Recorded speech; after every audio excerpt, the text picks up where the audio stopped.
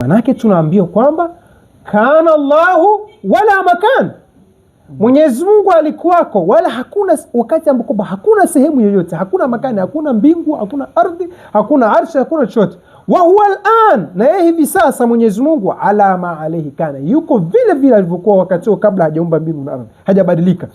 Kwa sababu ukisema zamani alikuwako katika hali fulani, alipoumba mbingu na ardhi na akaumba arshi, akahama kutoka hiyo sehemu aliyokuwako akaenda akaketi. Manake kuhama ni kitendo hicho, si ndio?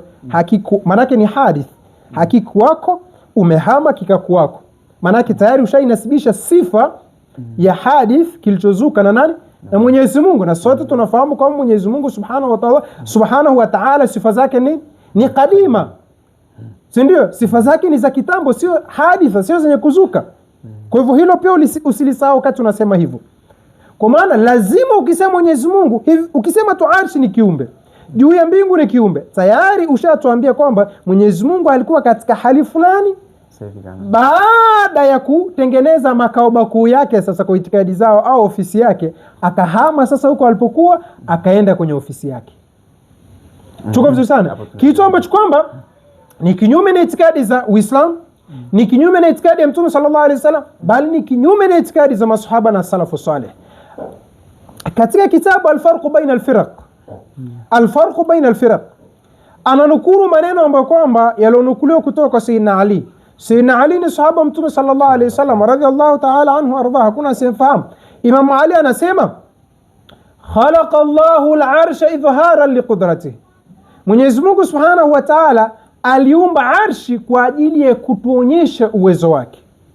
Na arshi ulama wametofautiana katika kuifasiri.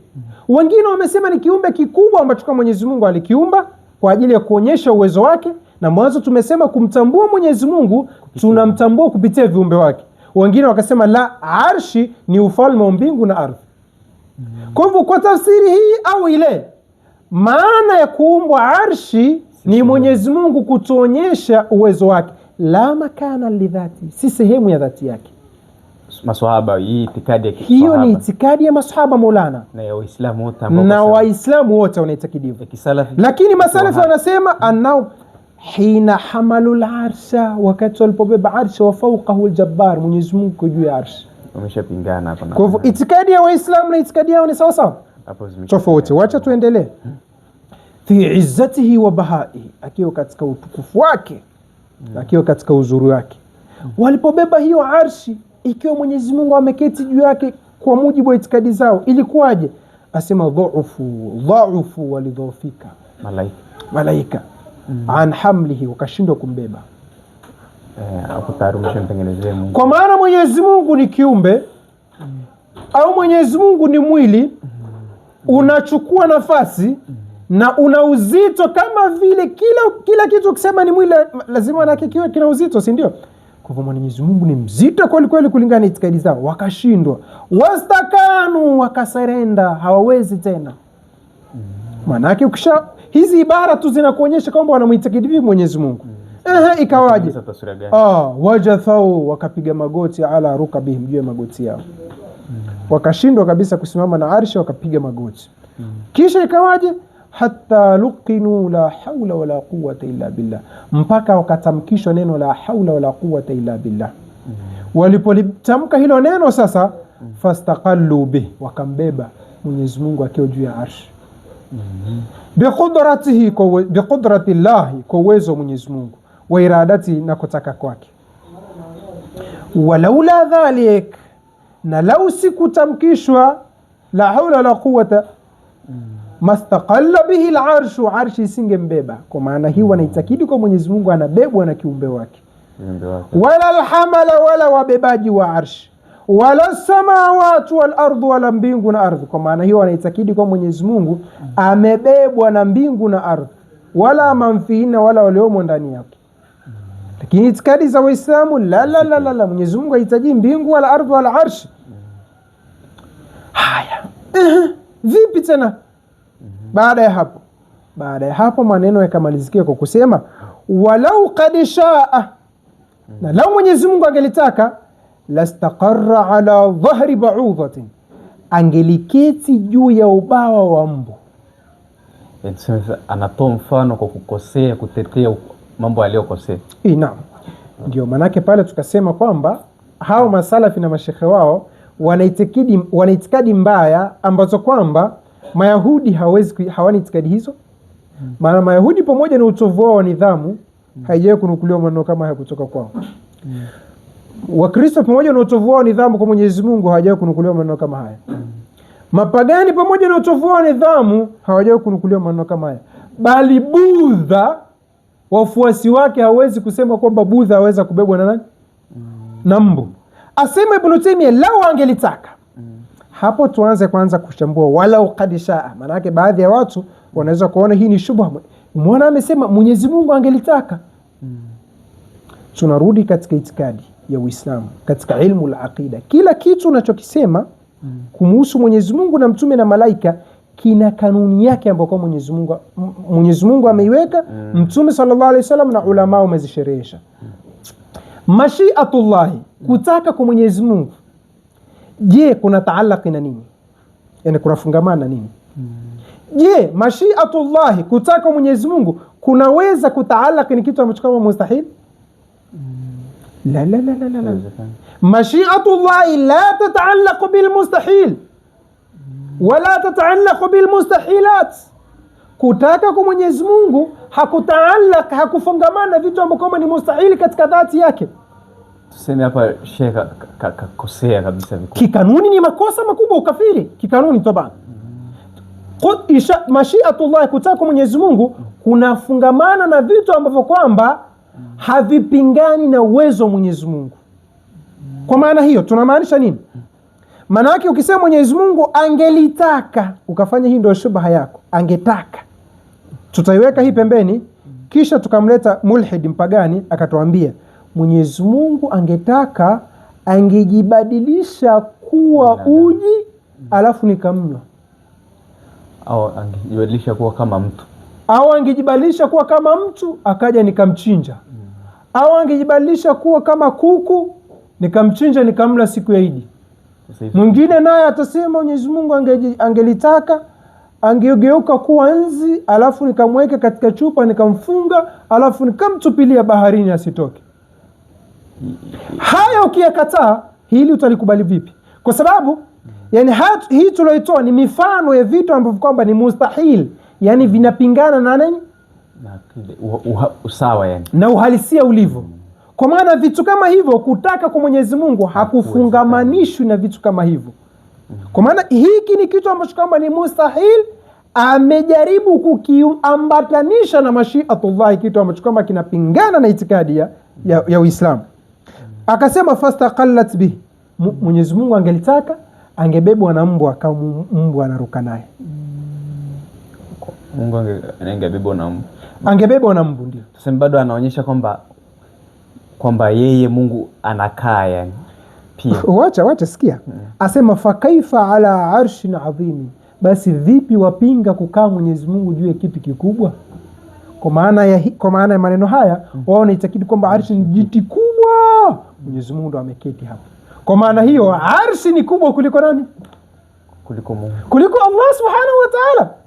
Manake kiti ili kiweze kukubeba lazima chenyewe kiwe ni kikubwa kuliko wewe, kama sisi tulivyokaa, kama sisi tulivyoketi. Logic haiwezi kukubali kwamba kiti mimi ikawa ni mnene kuliko kiti afu kiti kikanienea.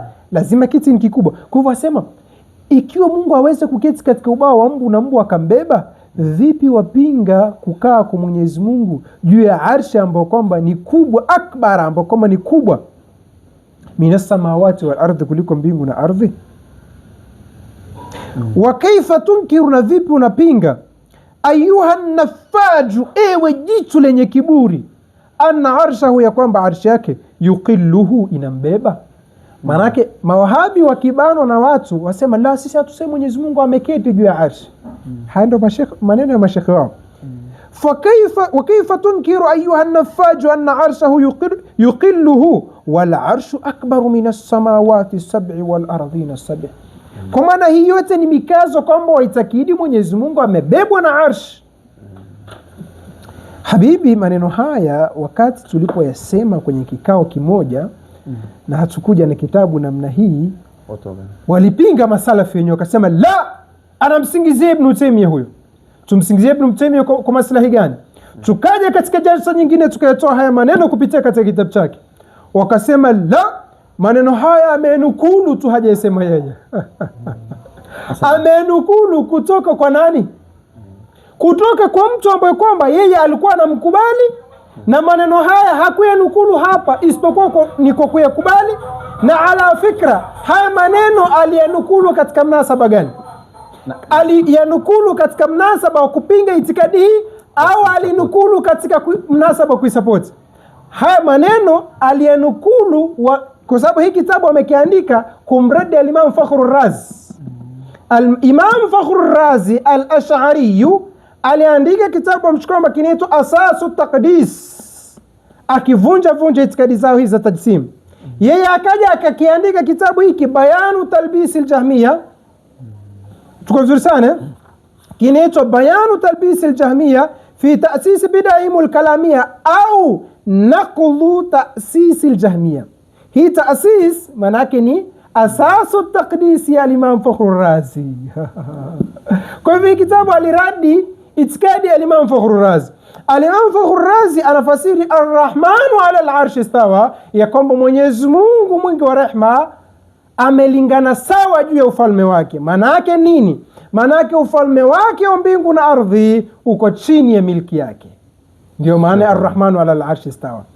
Ibn Taymiyyah anakuja asema la, Ar-Rahmanu ala al-arshi istawa, maana yake Mwenyezi Mungu ameketi juu ya arshi. Ndo akanukulu maneno haya kutilia mkazo. Ila hata mimi siku moja leo kuona Sheikh Wahabi anajibu swali kwamba Mungu usiku sana anatoka katika arshi, anashuka, ile hadithi ile kwamba anashuka. Kuna mwingine akamuuliza vipi tuseme arshi huwa inabaki wazi inakisha shuka? Ile ndio alikuwa anaelezea hilo jibu kwamba wao wanaamini kwamba Mungu anakaa katika arshi. Kwanza hadithi hiyo awalan laysa mutawatiran, ni hadithi ambayo ni ahadi. Kanuni ni kwamba aqida haichukuliwi katika hadithi ahad. Tukazusane la kwanza hilo. La pili, lau faradhna sihhatahu, lau tutafaradhia kwamba hadithi hii ni sahihi, dhahiri yake sio maksudio, lazima ifanywe tawili. Kwa sababu kiakili tu ukisema Mwenyezi Mungu anashuka katika theluthi ya mwisho ya usiku, je, dunia nzima inakuwa na theluthi ya mwisho ya usiku moja? Sasa hivi hapa ni mchana, sehemu nyingine theluthi ya mwisho usiku. Ikimalizika kule niingia sehemu nyingine. Kwa maana hiyo toka aliposhuka ashai kupanda tena kurudi kwenye arshi. Kila siku atakuwa anashuka. Sio kila siku, muda wote. Itakuwa kazi yake ni hiyo tu. Sasa kawaida ni kama vile tu mtu, nachukulia mfano ile katika tawdhihi. Ni kama vile mtu akasema, yani mtu kaja katoto kadogo kamebebwa. Mtu akasema bwana fulani, mfano mtoto anaitwa jina lake fulani Hamisi kaja. Inaonyesha kabisa kuja kwake kaletwa. Lazima iwe ni majazi. Kwa hivyo lazima iwe ni majazi. Labda ulama wanasherehesha wanasema ni kutumwa malaika kutoka kwa Mwenyezi Mungu ambaye kwamba anakuja kunadi yale maneno yaliyotajwa kwenye hadithi. Lakini si kuja Mwenyezi Mungu kwa dhati yake, kwa sababu Mwenyezi Mungu akisema yuenda na kurudi, tayari hivi ni vitu vya viumbe. Kwake yeye ni munazzahun an dhalik, anatakaswa na hilo. Sasa kabla tuingie nukta nyingine, hujasema kitu kingine. Baadhi ya wale wanaosema kwamba maneno haya si kwake, amenukulu kutoka shekha anayemkubali, bali maneno haya hapo katika vitabu ambavyo kwamba yeye alikuwa akinasihi sana watu wavisome vitabu hivyo. Hiki hapa ni kitabu niko nacho, Ijtima'ul Juyush al-Islamiyya, cha mwanafunzi wake Ibn Qayyim al-Jawziyya. Ibn Qayyim al-Jawziyya alipomtaja mtu mwenye maneno haya ambao kwamba Ibn Taymiyyah amenukulu akiwa na support, ambaye Ibn Taymiyyah hapa akasema pia mtu anayepinga mwenye kiburi ni mwenye kiburi, ndio maneno haya yamenukuliwa. Angalia Ibn Qayyim al-Jawziyya anapomsifu huyu Uthman bin Said ad-Darimi, anasema qaulul imami, hii ni kauli ya imam, tunataja aqwali za imam, hafidh ahli al-mashriq, hafidh watu wa mashriq, wa shaykh al-a'imma, ni shaykh wa maimamu wote, Uthman bin Said ad-Darimi. Kwa maana ni mtu ambaye kwamba walikuwa kimtakidi ni imamu, ni shekhe mkubwa rahimahullah, Mwenyezi Mungu amrahamu. Kisha akasema qala Abul Fadli, qala fihi Abul Fadli ma raitu mithla Uthman bin Said wala raa Uthman mithla nafsi. Kisha akasema wa athna alayhi ahlul ilmi, watu wa ilmu walimsifu huyo Uthman bin Said Darimi mwenye maneno haya ambapo kwamba Ibn Taymiyyah amenukulu. Mahallu shahini hapa sahibu kitabi raddi ala al-Jahmiyya, mwenye kitabu raddu ala al-Jahmiyya wa naqdi ala Bishr al-Miraisi. Hiki ni kitabu kinaitwa Naqdu ala Bishr al-Miraisi. Bishr al-Miraisi ni mwanachuoni huyu. Uthman bin Said Darimi alimradi, na maneno haya tuliyonukulu amenukulu kutoka katika kitabu hicho An-Naqdu ala Bishr al-Miraisi. Hiki kitabu ambacho kwamba Ibn Taymiyyah amenukulu maneno haya, mwanafunzi wake anasema wa kitabahu, na vitabu vyake hivi viwili Ar-Raddu ala al-Jahmiyya na An-Naqdu ala Bishr al-Miraisi, na ni vitabu ambavyo kwamba vimejaa maitikadi ya kikafiri ya kubwa na ya kujaa. Asema kuhusu vitabu hivi wa kitabahu, na vitabu vyake hivi viwili, min ajalli al-kutubi al-musannafati fi sunnah, ni katika vitabu vitukufu zaidi vilivyotungwa katika sunna. Tia mstari hapa. Ukishaona sunna alafu ukishasoma vilivyomo ndani ya vitabu hivi, ndio utaelewa, je, sunna wakisema neno sisi ni watu wa sunna wakusudia sunna ya Mtume sallallahu alaihi wasallam au wakusudia sunna itikadi zao hizi? Yani itikadi zao ndio sunna, ndio sunna, na mafuhumi yao ndio sunna. Naam. Asema min ajalli alkutubi wa anfa'iha, vitabu vyenye manufaa zaidi. Wa yanbaghi likulli talibi sunna, yatakikana kila mwanafunzi mwenye kuhitaji mwenye kuitaka sunna kisawasawa, muraduhu luqufu ala ma kana alayhi sahabatu wattabi'un, ambaye kwamba muradi wake makusudio yake ni kufahamu yale ambayo kwamba walikuwa wakiyatakidi masahaba na matabi'in wala imma na maimamu, an yaqra kitabaihi, asome vitabu vyake hivi viwili. Wa kana shaykhul islam, hapa ndio mahallu shahid, alikuwa shaykhul islam Ibn Taymiyyah, Sheikh wa Uislamu wa Ibn Taymiyyah rahimahullah.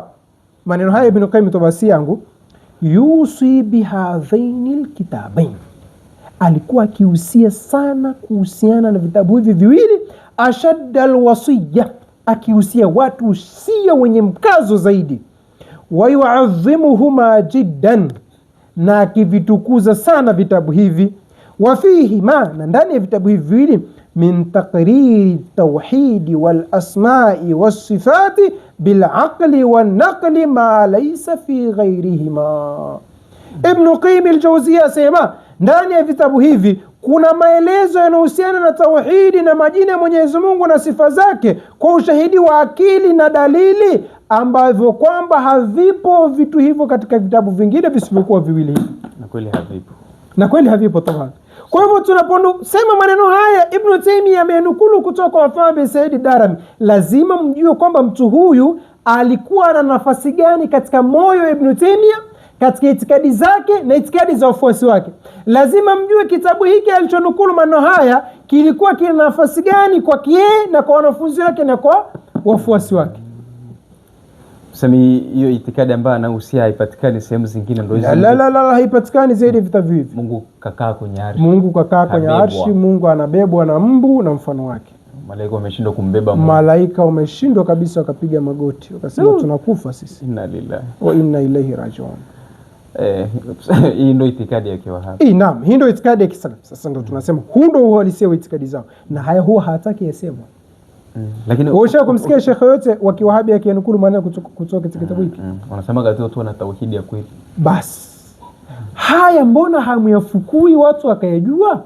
Tauhidi hii ndio tauhidi ya kweli tuseme. Hii ndio tauhidi yao, ndio maana yake tunasema itikadi walizokuwa nazo masalafi ni itikadi ambazo kwamba tofauti kabisa na itikadi za Uislamu.